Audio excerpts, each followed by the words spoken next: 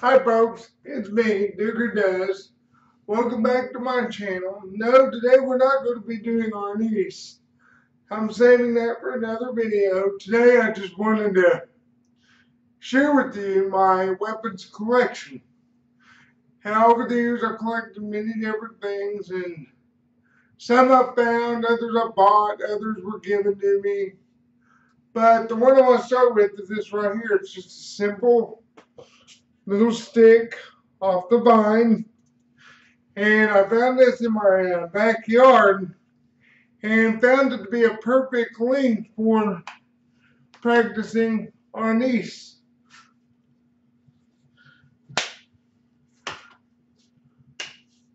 And it's a little bit smaller than I like as far as diameter wise. If you can see, it's not very wide, but it's the perfect length. Just a little bit short of my arm length is what a stick should be, but it's just right. This size of stick is actually used in Cali. It's another stick fighting art where they do a lot of snaking, stripping away the weapon. So that's what that's used for. But I found it to be a good little training stick, so I kept that one. Next is you've seen this in my last video. It's a little bit longer stick. Basically what these are dowel rods. My sister bought these for Halloween decorations. And I found these to be really good practice sticks. Normally, our knee sticks are made from fire-hardened rattan, which is bamboo basically. Can't afford to buy those, so I just use what's on hand. So these will be pretty good too as well. I really like using those. As you can see, these are nice sticks too. I've got 3 of them. So that way if I have a student, I have some I can share. But these are really nice as well.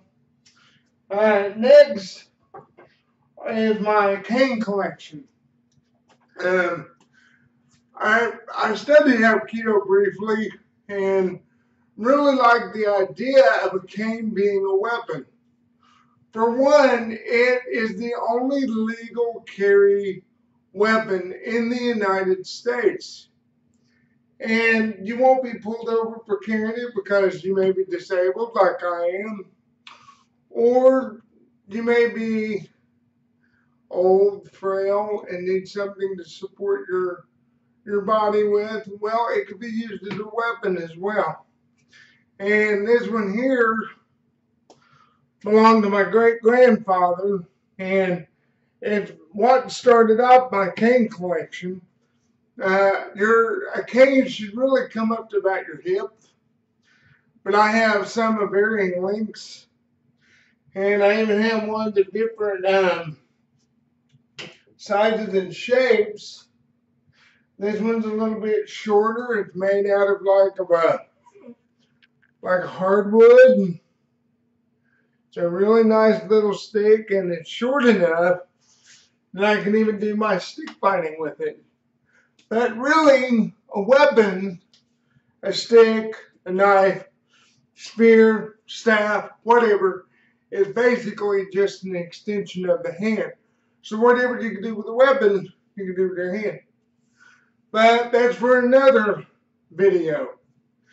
I also have one more, and I found it on a walk at one of the local parks, and it was a natural piece of a tree that was already shaped to look like a cane. So I snagged it, and as you can see, it looks pretty old, but it was just laying on the ground, so I couldn't help myself but grab it.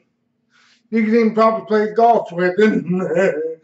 Make a good little putter, but for me, it's a nice little cane. Not only that, police think you're just carrying a stick. It really don't look like a cane. It looks like you're just playing with a stick, but I need to get something on the bottom because I don't want to wear it off, but other than that, it's a good little stick.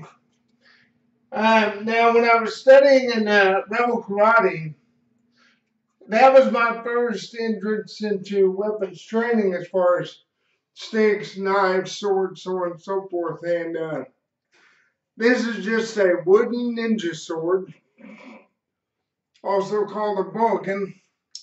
Originally, there was a square tsuba on it, or handguard. I took that off because it kept getting snagged on my uniform. So I basically just use it like a Korean cloud sword, basically. And I've had this one a long, long time. But it's been with me for many years and seen many battles. But it's really a nice little sword. I like using it for both sword training and also stick training because there's an edge on it where you can practice the angles. But it's a well balanced little wooden blade. Now I'm going to get in. It's going to be kind of like a staff walking stick. I found this at Walmart. It's a nice little walking stick. It's even got some designs on the handle. And I got it for $11, but it's very lightweight and beautiful as well. I mean, it's perfect for staff training. And so that's why I bought it, because it's a good little quarterstaff. But anyhow, yeah, I like it. And you can still find these in Walmart. And if you can't grab them, they're good little walking sticks. I took the lanyard off of it because I really didn't need the lanyard. But yeah, I like that. That's a good one. My next one I bought at an Army surplus about 10 years ago. And it's made out of Japanese oak, I believe. And it's what's used in Japanese karate. And it's a staff, quite heavy. I mean, look how thick that booger is. This is what I use for strength training because it's so heavy. Like you can do wrist exercises with it, you know, rolling the forearm, that kind of stuff. And it is heavy, heavy, heavy. I even can't do it in here, but I put it over my shoulders and come down with it like a sword. So it's really good for strength training. I really don't use it much for staff training because it's so doggone heavy. But other than that, it's a really good staff. The last one I found at a hopefully it'll stay. I don't want it to fall. The last one I found at a little flea market. The lady wanted $5. I couldn't help but pass it up. It's made out of the same material as this cane here. And it's almost as tall as I am, which really makes it, really sorry about that, some of my weapons fell. But it's very lightweight, perfect for staff fighting.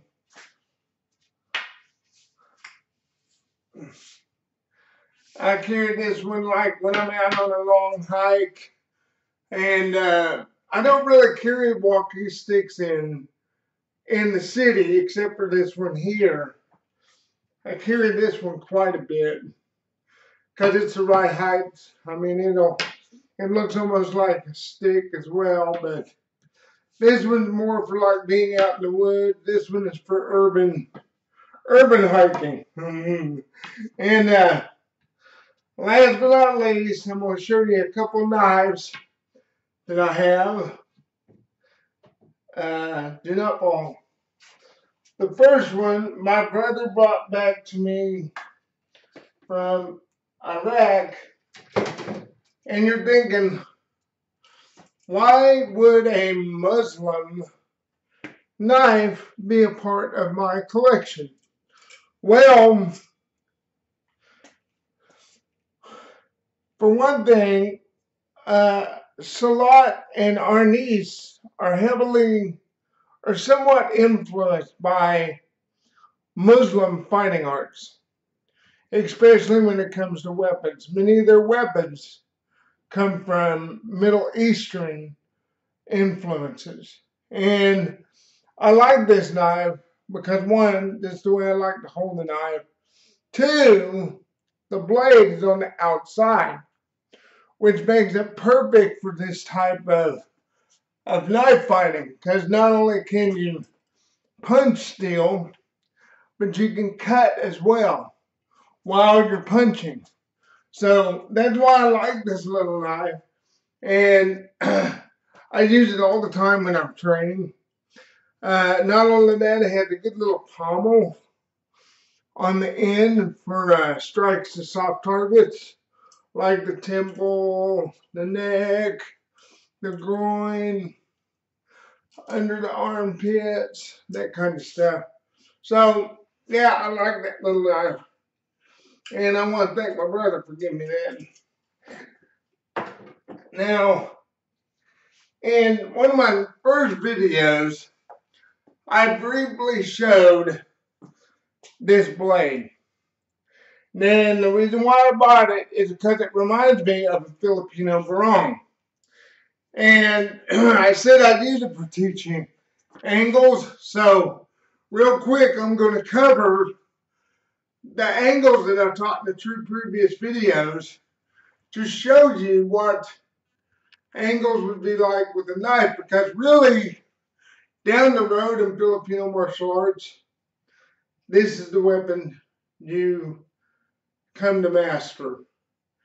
And it can do some damage. And then we really don't do a whole lot of training with live blades until you get higher into the ranks. So what I really use this for is only for teaching the angles. So here I go. Angle 1, angle 2, angle 3, angle 4, angle 5, 6, 7, 8, 9, 10, 11, 12. Now remember our blocks: roof, roof, wall, wall, floor, stilt, stilt. I'm doing that a little different, but that's our angles. And then remember the figure 8 I taught you. The reverse figure 8, see? Uppercut, hammer fist. Uppercut, hammer fist.